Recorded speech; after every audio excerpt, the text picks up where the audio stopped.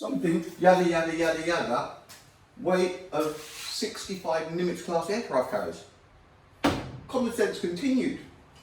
I'm getting all riled up thinking about that, not really. Right, what is common sense? Everybody have their opinion, but I think common sense is the ability to just know something's off. It's knowing that everything is connected. The more you know about a subject, if you only know two things about a subject, right, and there's a dozen things that can be known about a subject, right? And somebody says something to you about this subject, well, I know that they were red, and you go, no, they weren't, right? It doesn't matter what it is. Or I heard they were small. No, they weren't. Or it was round. No, it wasn't. If a person who's making all the comments, no, they weren't. No, it wasn't red. Or if they only know two little snippets about the subject that is being talked about, he could get all of this wrong, right? The more you know about a subject, the faster you'll know if something is out, right? I don't know if that's common sense, but the more angles you have on a subject, the more chance and the faster you're going to know. If somebody says something about it, that it's going to be out. People with the moon landings, right? What do they know about 1969? What did they know about the vacuum, how difficult it was for the vacuum? If these people that are 30 years old now, 40 years old, yada yada, who are convinced they went to the moon, you don't even know what it was like in 1969. Technology-wise, right, it can be made to sound very easy, like, you know, not much has changed. We were good back then with computers and stuff. They weren't. There was next to nothing, right? The more you understand about that, you put a better picture together, don't you? And you use everything that you're seeing today with Artemis and all these rockets going up and blowing up. Nobody's getting to the moon. All of these things, if you've got all of this information, there has to be some doubt. Any intelligent human being, with everything that they could see happening, like the last 5 years with NASA blowing rockets up, Japanese and Chinese, it's not easy, right? But why are people just ignoring it? It's like you mention it to people and they go, whatever. We did it, 1969, boom, 1972, boom, 6 times. It didn't happen because there's too many little things. The odds, the chances, this is just a wild, the chances of sending 6 successful missions to land on the moon between 1969 and 1972 and not even have any casualties, right? It's nearly impossible. But nobody looks at these things. It's like, it was possible. What odds would you give Artemis now of landing 6 successful missions, right? Between 1924, say 1925 and 1928. Like 2025 and 2028. The same time span, the 69 to 72. What odds do you think a bookmakers would give you? Right, I want to put $100 on. There's going to be 6 moon landings, right, between now and 3 years' time. They give you any odds you want. $1 billion, their kidney, they give $1 billion, everything they own, because it is impossible. That's why. And why do people think it wasn't as impossible in 1969? You weren't there in 1969, right? It wasn't everything perfect. There's this lack of depth, of understanding everyone's surroundings, and a depth of time, what time actually means, like a decade, 10 years, 20 years. a depth traveling. A lot of people who are commenting, I bet they haven't even been on an aeroplane, right? And these people are commenting, like giving it all this about common sense, this, that, and the other, and there's no depth to your knowledge because all your knowledge is just from books, like what they wanted to teach you. You've not had experience, you've not dealt with people, you've not maybe not travelled that far, so you don't know that kind of dimension. No, I'm not going into dimensions in that sense, I mean just the depth of getting on 5 planes and going for a 2-day bus ride to get somewhere, and you start to realise how big the planet is. Right? Common sense is you pick it up as you go along. It's about making mistakes, but it's also about knowing what facts there are for so many different things. So if somebody says XXX about this, and you go, hang on a minute, but if I remember rightly, and you've got all of this information, factual information, not absurdities, right? When you've got all of these facts in your head, you know straight away when something is out, right? And everything is connected. If Apollo 11 didn't go, right? This is how clear cut this is. What does that say about 12? This is how cutthroat, right?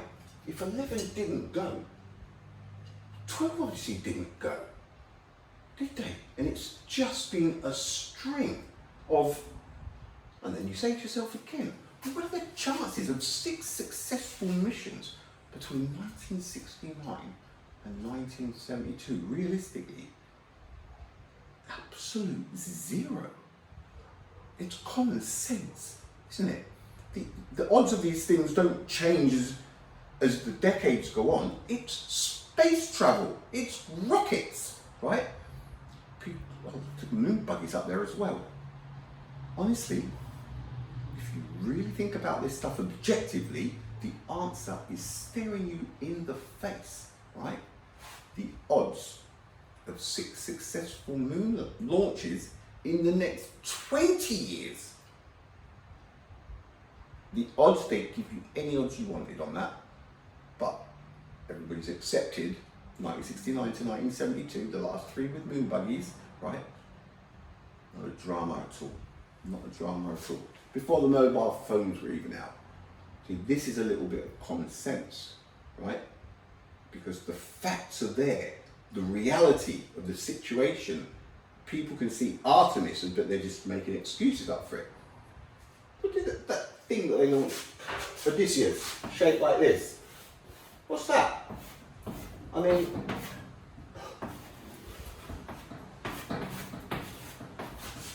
that's not really common sense either, is it? Why on earth would you send something top heavy? Why would you send something that distance and you know it's coming in like that? I mean, what the?